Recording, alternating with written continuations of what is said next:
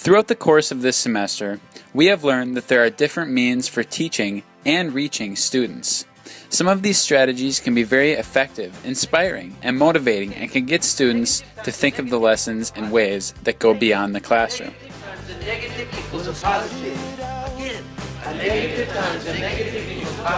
And then there are ways of teaching that can do the exact opposite, where a teacher can lower a student's self-esteem.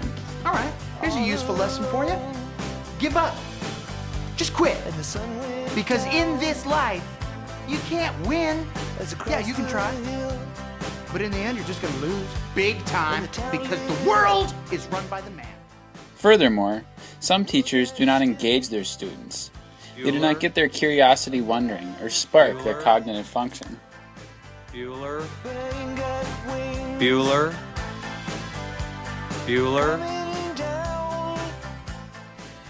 As a group, we studied a portion of the teaching staff in the Social Studies Department at Hermantown High School, located over in Hermantown, Minnesota. We sat in on classrooms, interviewed teachers, and just looked at how their teaching methods coincided with that of Jules Williams, who provided us with a local perspective on education. We also looked at how it compared to that of Roger Schenck, who covered the education nationally, along with cognitive function. And finally, we looked at how their teaching methods coincided with Pasi Sahlberg, our international ambassador for education in Finland.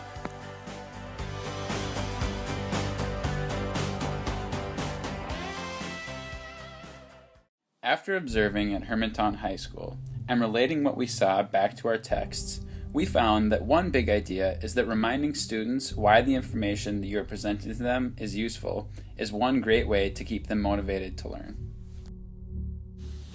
This big idea can be seen throughout the readings. For example, in Williams, she says, "I think we have always known that learning is a natural act, that knowledge is of value to the heart and the mind and the spirit." Also, according to Schenck, when people mention motivation, the word reward often is added into the discussion.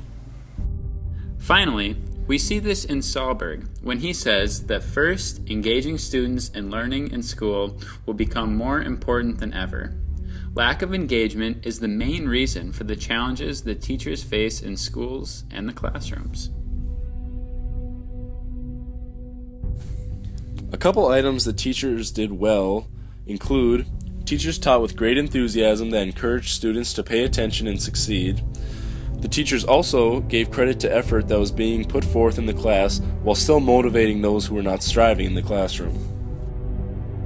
The areas where the teachers at Hermantown High School could have used a little bit more of improvement was first, they did not always remind the students that why the information that they were learning was important. It also seemed like there was an excessive amount of talk about points and grades rather than the material that was behind the grades.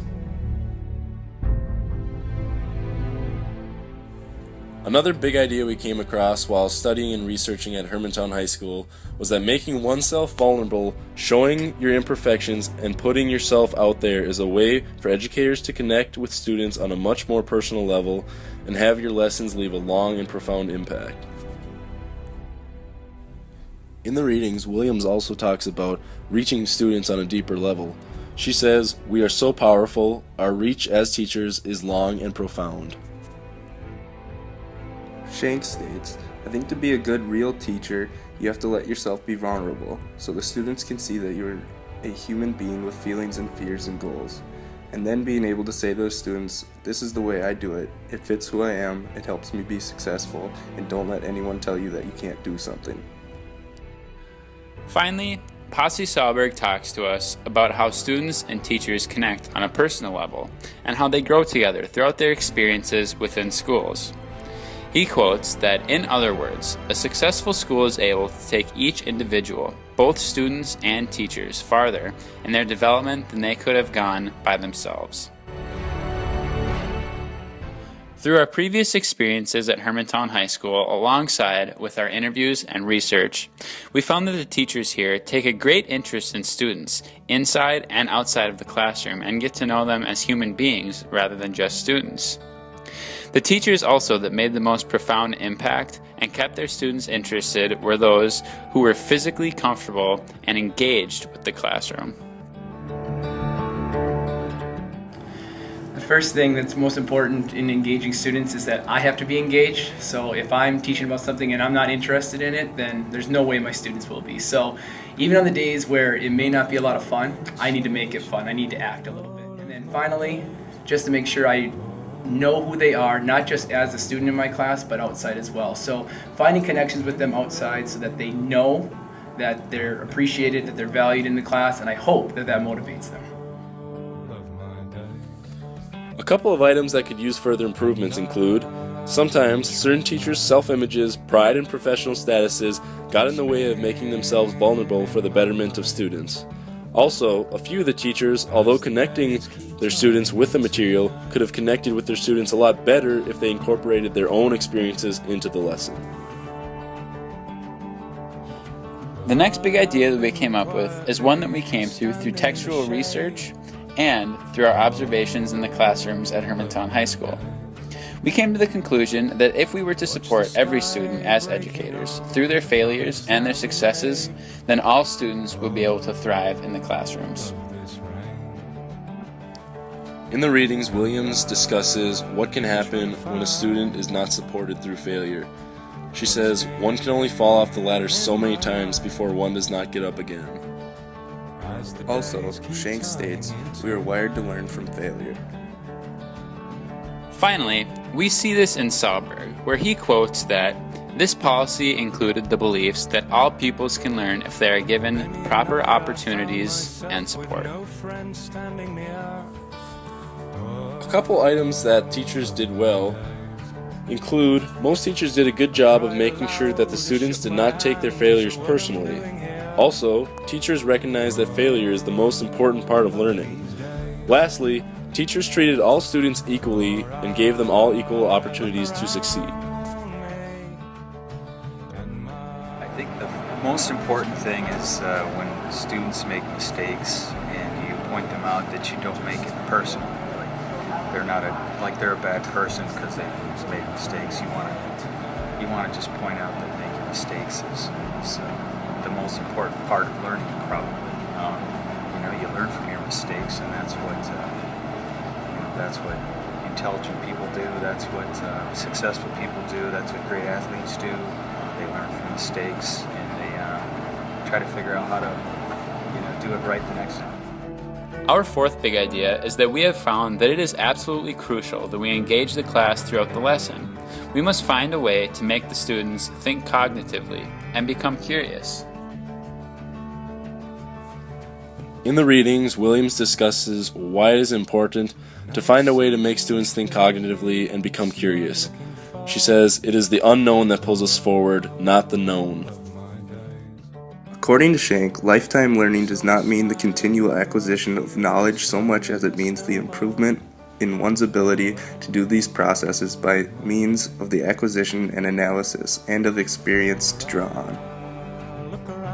Finally, Sahlberg tells us this when he quotes that the strength of the educational performance in Finland is its consistently high level of student learning, equitably distributed across schools throughout the country. We saw this particular idea done very well at Hermantown through first, the teachers changed up their lecture styles in order to reach and connect with all students. Also, the teachers recognized that the students have truly learned the material once they applied it in other areas of their life or coursework.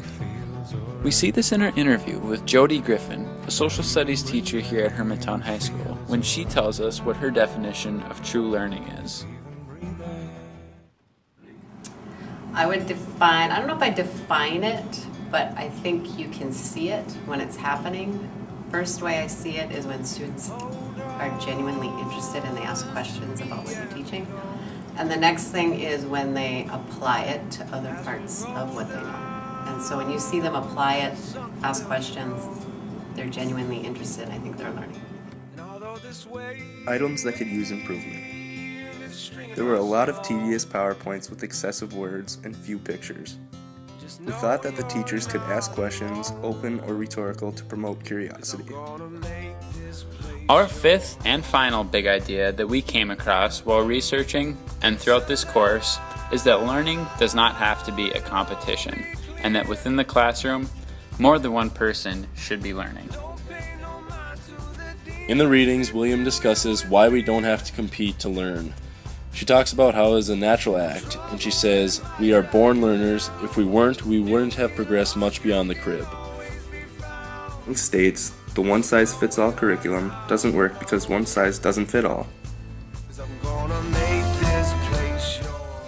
Finally, Sahlberg tells us this when he quotes, "Real winners do not compete."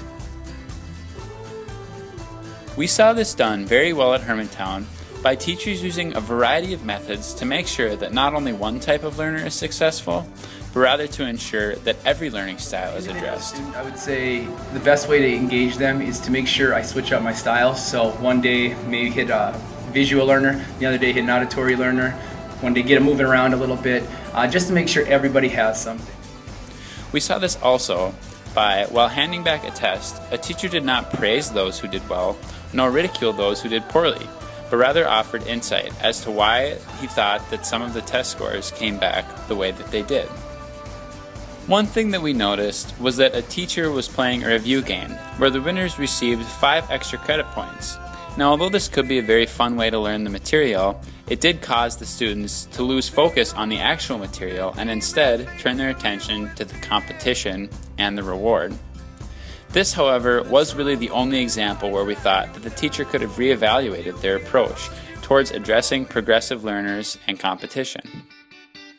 Overall, we found the Hermantown High School Social Studies Department to be a very conducive and effective learning and teaching institution. The teachers genuinely care about their students inside and outside of the classroom, and furthermore have a deep understanding for promoting their students' curiosity and keeping them interested. There were, however, a few possible points of consideration from our text that could benefit their classrooms in certain areas, but through reading our text, conducting interviews, and personal experience, we have found this institution to be very successful, and we also thoroughly enjoyed the researching process. Don't take much to memorize your life. I feel like I've been hypnotized.